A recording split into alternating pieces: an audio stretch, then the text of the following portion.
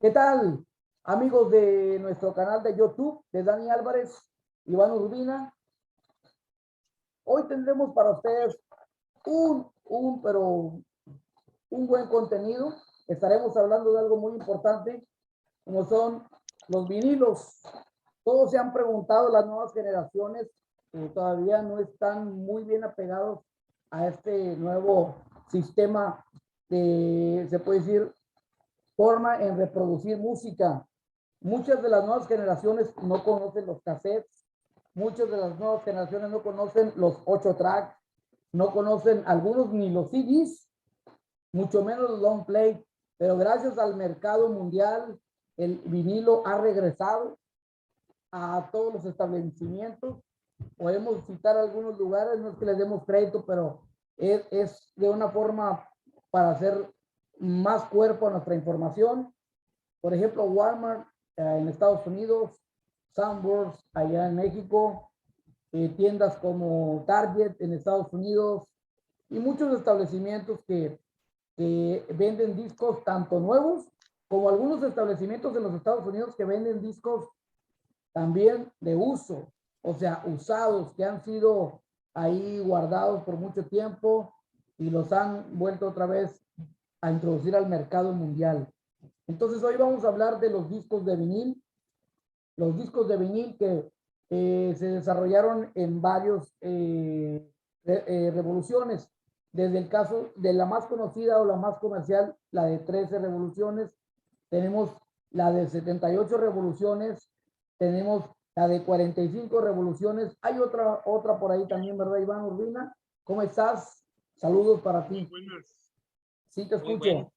muy bien, miren, y aquí estamos. Sí, como comentabas, salieron varios formatos de reproducción de vinilos. Inicialmente, miren, iniciaron los vinilos de 45 grandotes, los conocidos de 12, 10 y 7 pulgadas, que fueron introducidos. Primero el formato de grabación fue en los rollos, en los rollitos, cilindros, que inició por allá en los años de 1880, por allá. Uno de los pioneros fue Alva Edison, y los vinilos se grababan en forma manual, miren, primeramente.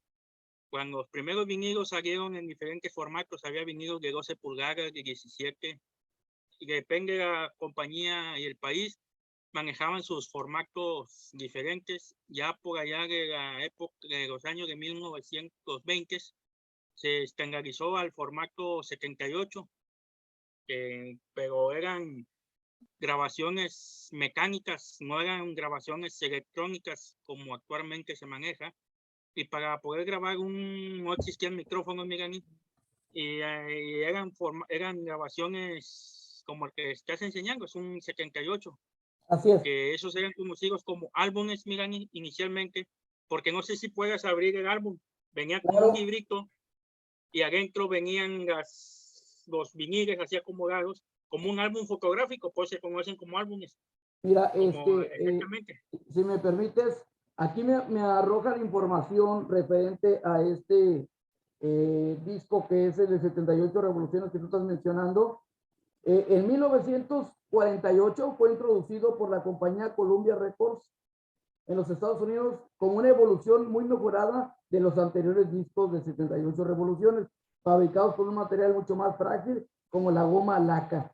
Entonces, este tenía una dimensión de 300 milímetros de diámetro en espesor y era variable entre 1 a 3 milímetros, un peso máximo de 180 gramos. Vamos a enseñarlo para que lo vean. O sea, este disco que tenemos aquí ahorita en este momento, este disco, estamos checando, que estamos viendo, traía una canción por cada lado.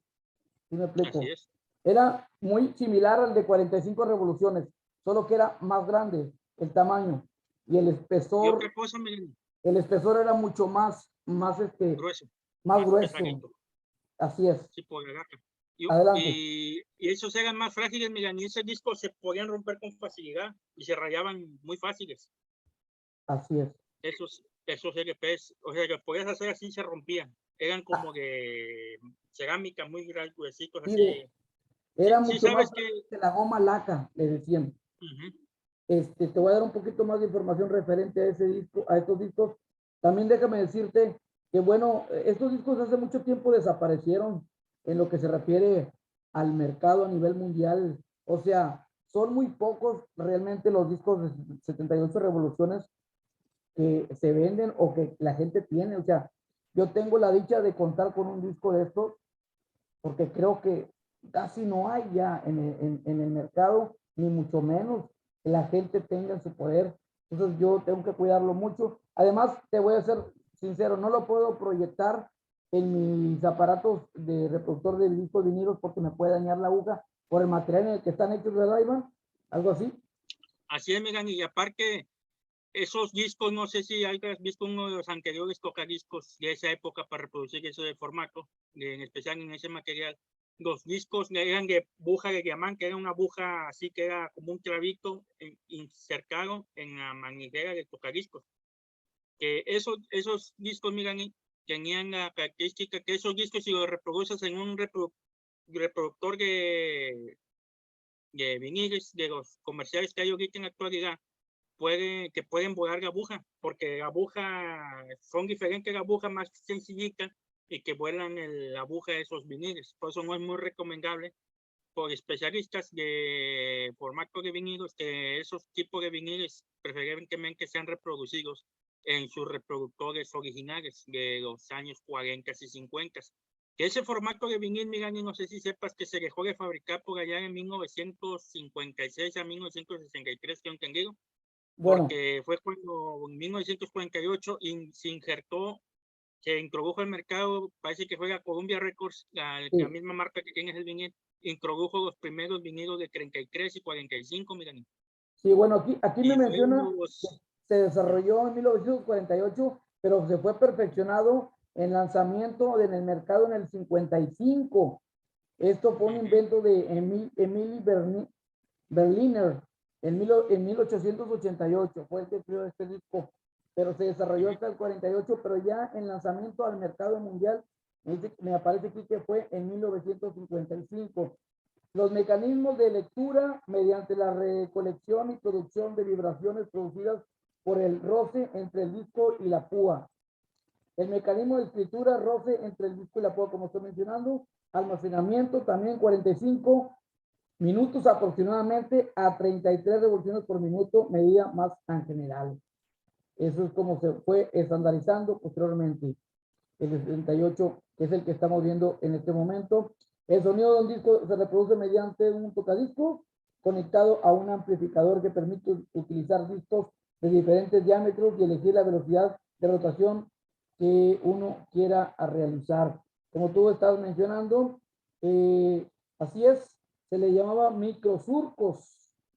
Giran a menor velocidad, permitiendo una mayor duración de grabación, pudiendo alcanzar a veces exceder a los 30 minutos por cara en el formato LP. Adelante, Iván. Así es, Megani. Y esos discos eran sonido monofónico, no eran estéreos. El formato estéreo, Megani, se empezó a implementar a partir de principios de los años 60, porque varias compañías disqueras, por ejemplo, una de las que recuerdo de RCA Victor en Estados Unidos, sacaban los discos en formato Gibson estéreo, que eran los precursores pioneros del sonido estéreo. El sonido estéreo es cuando se separan los sonidos en izquierdo y derecho y la instrumentación se separa. Y en el formato monofónico eran el mismo sonido encajonado en un solo, como antes en esa época la reproducción eran en los tornamesas que eran de conito.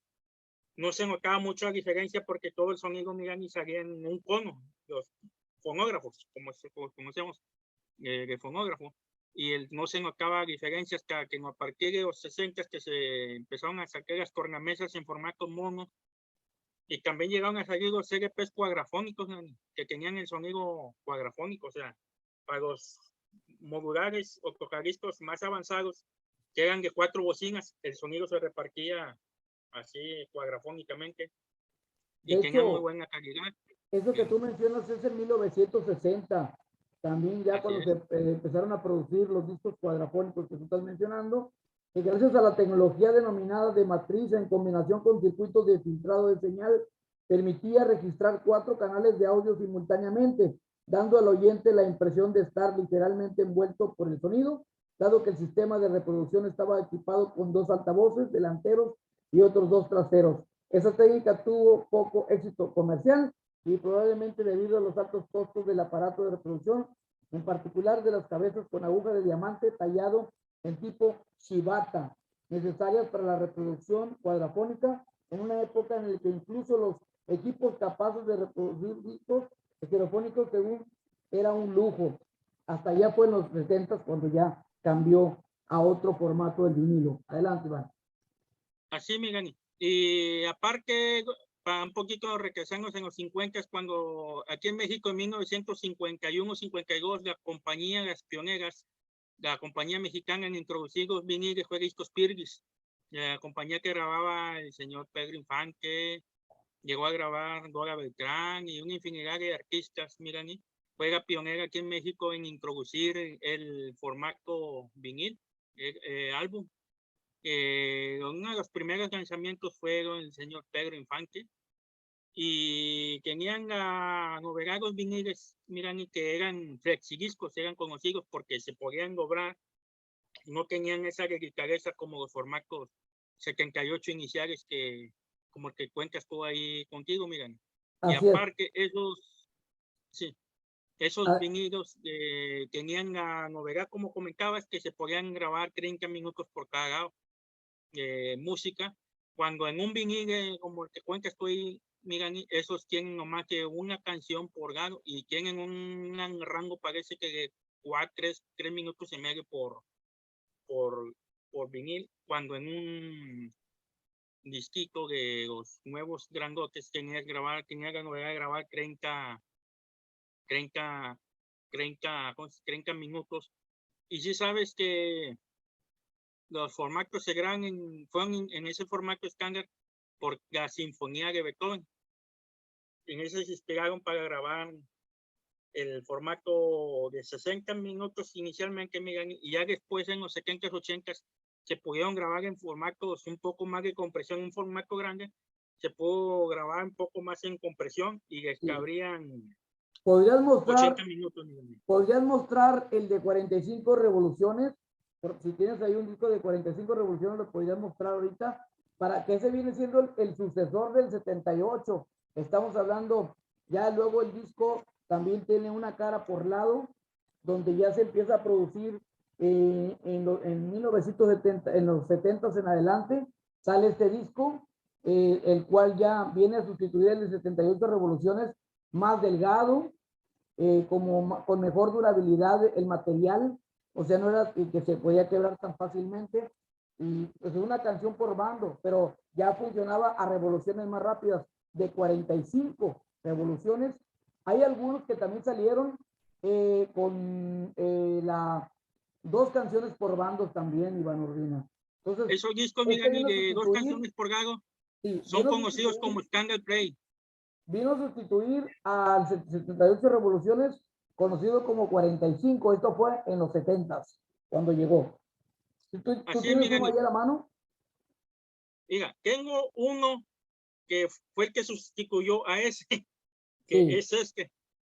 Bueno. El tamaño se puede reproducir en un formato 33, Migani.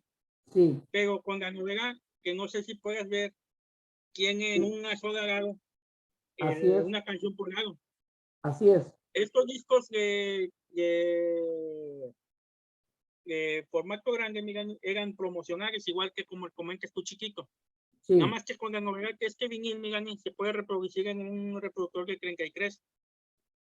Y por un lado la canción, pero estos discos serán muy conocidos y cotizados, miren, porque serían muy pocos ejemplares a la venta, y aparte el disco este tenía una calidad, haz de cuenta como en un CD, pero era un LP, tenía muy bonita fidelidad y calidad, por lo mismo que estaba el formato más grande, y se podía producir en un formato de 33, pero tenían la calidad de mejor calidad de audio, miren. Efectivamente. Posteriormente llega al mercado a finales, bueno, los 70 también, ya cuando se le llaman los long play, o sea, un disco completo, porque la mayor parte de los de 45 revoluciones eran promocionales de un tema, o sea, por decirlo, era la promocional de José José, promocional de Julio Iglesias. Entonces, si ellos hacían una promocional de 4 por un año o 3 por un año, estamos hablando que duraría 4 meses la promoción de la canción, ¿verdad? Y luego hacia luego otros 4 y otros 4 hasta completar el año en su LP. Después ya salen los discos estos de 45. Luego ya salen como el que tú ya puedes mostrar. Si por ahí tienes ahí uno a la mano, ya el más conocido, el más popular de todos, es el de 13 revoluciones, que es el que tenemos aquí en este momento. Ya es un disco donde son 5 o 6 canciones por lado. Estamos hablando que ya es un disco, como la palabra lo dice, long play, o sea, de larga duración, como el que tienes toda la mano también ahí. Entonces, sí, efectivamente, estos discos pues se empezaron a abarrotar el mercado a nivel mundial. Toda la época dorada de los 70s, toda la época dorada de los 80s, parte de los 90s, empezó a bajar pues realmente a perder mercado, porque en los años 80s, se puede decir que la mejor época del disco de vinilo fue en los 70s. En los 80s ya entró el cassette, y entonces era una competencia para el vinilo. Está disponible en cassette y en vinilo. La producción discográfica del material o el álbum de un artista. Entonces, ya estamos hablando que ya la competencia de los cassettes los empezaron a poner en los 80s, y ya fue en los 90s cuando el disco de vinil, a principio creo que en el 92, algo así, ya desaparece del mercado y queda solamente el cassette. Posteriormente, a mediados del 95 ya toma mucha fuerza. Ya existía en los 90s el CD, pero en el 95 ya fue cuando le ganó en el mercado mundial al cassette. Iván, adelante. Pero platícanos de este de 13. Así, mira, Si lo tienes ahí para que lo estés adelante, ¿sí? ¿Ok? Sí, estos discos, mira, aparte eran muy comerciales, ahorita son de colección, salieron muchos discos en este formato, Migani, que no se consiguen, no se editaron en disco compacto, y son ediciones muy diferentes a las ediciones originales que salieron en su país de origen, Migani. Y aparte, el disco compacto, Migani, fue creado en el año de 1978, Migani, por la compañía Philips, que inventó, se puede decir, el disco compacto, Migani, y uno de los primeros discos compactos en ser lanzado en formato CD. Hubo un agregador de 100 títulos de diferentes compañías, que las que inicialmente iniciaron el marketing de los discos compactos fue la Sony CBS, fue Polydor, y fue otra compañía, Sony, Polydor, entre otras, pero inicialmente son las que empezaron a manejar los discos compactos. Miren, que de los primeros volúmenes en ser lanzados fue un disco de Billy Joel, fue un LP de Billy Joel, un disco de la agrupación sueca ABBA, y fue en los 80s, por allá del año 1981, miren, hubo un LP, un CD de una agrupación australiana, de esta agrupación conocida como los Bee Gees. Sí. Su primer disco, de los primeros lanzados en formato CD como demostración, fue un disco llamado Giving Eyes, de 1981, que ese disco, la peculiaridad, miren, que ese álbum salieron muy pocas copias disponibles, porque la compañía que ellos grabaron originalmente, que es esta disquera, no sé si la recuerden mucho, miren, la disquera de la vaquita. Okay. Esa disquera fue absorbida por Polygram en el año de 1983, y haga cuenta que ese disco era conocido como ser el primer título de dicha compañía en ser lanzado en formato CD, pero como la desgracia de la compañía es que desapareció, ese disco nomás salieron muy pocas copias disponibles, y pues es un disco de culto, miren, en CD, porque no todo el que acabo de en CD, no es que ese álbum es uno de los mejores álbumes. Que a mí en lo personal me gusta ese álbum de Giving Eyes, muy difícil de conseguir, yo llegué a tener, pero pues se me perdió, miren. También salieron discos de colores en la época de los 80s, 70s, había discos de colores Yo tuve la oportunidad de tener un disco de color amarillo de Odisea Burbujas. Sé que muchos artistas también. ¿Y sabes quién era una de las compañías discográficas que hacía más ese tipo de trabajos? Era la marca Gas. Sacaba mucho el color azul y otros colores, En ¿verdad? verdes, Así es. rojos. Yo llegué a tener, por ahí tengo en mi colección un disco de Manolo Muñoz, donde Sí, viene el que me llamará un disco, se llamaba Disco de Oro, era un disco amarillito. así es. Era color verdecito el disco, recuerdo. Efectivamente. Yo, Y sí, ese pues disco yo esos también lo discos, tenía, miren, pero ya realmente no sé, o sea, no volví a saber nada de él. pues actualmente las compañías, miran, están sacando esos discos que son más caros que un disco normal, porque son de material más resistentes. Por ejemplo, aquí te puedo mostrar el álbum de la cantante Barbara Streisand, su Sí, producción más reciente, Release, volumen 2, que con la peculiaridad que el vinil, no sé si llegues a distinguir el sí, color ya lo blanco, estoy miren, viendo. y son más pesaditos que un disco normal, miren, está más Sí, gruesito. Y estos álbumes económicos quizás, no por decirme que muy de caché, pero este álbum Mágica Mano, aquí importado para México, anda saliendo arriba de 1,500 pesos, miren, esta edición del disco este. aquí Por me la arroja un peculiaridad que son dato, ediciones que las compañías sacan especiales a colores. me arroja un dato aquí, Iván, dice, a finales del 2011, el Instituto de Nielsen Sound Scan indica el aumento en el regreso de los vinilos en el mercado mundial de 2.8 a 3.9 millones de LP de vinilo vendidos en los Estados Unidos, con numerosas revisiones lanzadas al mercado y diversos artistas que también imprimen sus obras de vinilo. Hay muchos artistas en la actualidad que ya están sacando el vinilo también. El caso de ese que tú me Así estás es, miren. mencionando, perdón. No nos vayamos muy lejos. La agrupación ABBA, su nuevo álbum lo lanzaron oficial negro en vinil. Así es. Ahí está. Su nueva producción fue lanzada en vinil, inicialmente en vinil, miren, y después lo sacaron en discos compactos. Y en cassette también salió el disco de ABBA. Entonces ahora lo único que pedimos Y al mercado es que el disco sea aún más económico, que le bajen el así precio es, para porque que la gente pueda adquirirlos, porque sí están un poco y- elevados. Entonces, adelante. miren, si en Estados Unidos están elevados, imagínate que en México. Y Así aparte, es, miren, como te comento, es que son discos importados. En Estados Unidos no hay compañía que maquille viniles, son importados. Tengo conocimiento que las compañías que están ahorita para tienen licencia para manejar, facturar discos de diferentes compañías, están en Francia. Y lo comprobé con este álbum de la agrupación sueca, miren, que no sé si puedas distinguir. Ahí dice sí, que está hecho en Francia, así es.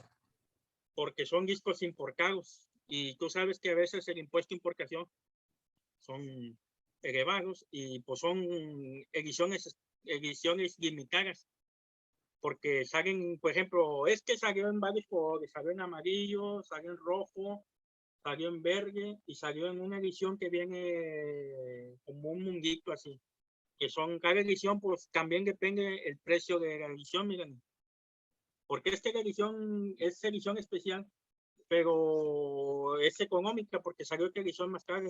Por ejemplo, vinil salió en formato amarillo, Efectivamente. pero hay Wow. otras ediciones más caritas que sí. Por ejemplo, nosotros aquí a mí que nos buscan los acetatos y pues por el gusto de tenerlo, y son, a veces salen muy caritas las ediciones. Por ejemplo, discos que yo he visto de Creedence que he comprado, yo viniles de Creedence, me han salido caros, pero son ediciones especiales también. Bien. Y bueno, pues te agradecemos infinitamente que hayas estado conmigo en este gran video. Ya posteriormente vamos a hablar de los video vinilos, que ya salieron también videos vinilos, o sea, donde puedes reproducir videos, pero eso lo vamos a platicar en otra edición más, que en otro espacio más que tengamos aquí en nuestro canal de YouTube. Estaremos hablando de los video vinilos y también luego haremos otro reportaje sobre los cassettes, también por supuesto. Todo eso será en otras ediciones. Te agradezco mucho, Iván Urbina. Muchas gracias por estar siendo parte de este canal. que es parte de toda esta información. Y pues saludos a todos nuestros suscriptores. Ya saben que ahí toquen la campanita, les ayudamos, les estamos pidiendo que tengan más suscriptores para tener otros grandes reportajes a todos nuestros seguidores de YouTube. Iván. No, pues muchas gracias, Migani, y gracias a todos por tomarse el tiempo de acompañarnos en esta agradable plática sobre la historia del vinil, y esperemos que vengan más pláticas, más placenteras a futuro también. Así es. Muchas gracias. Gracias. Gracias, Migani, pásala bonito.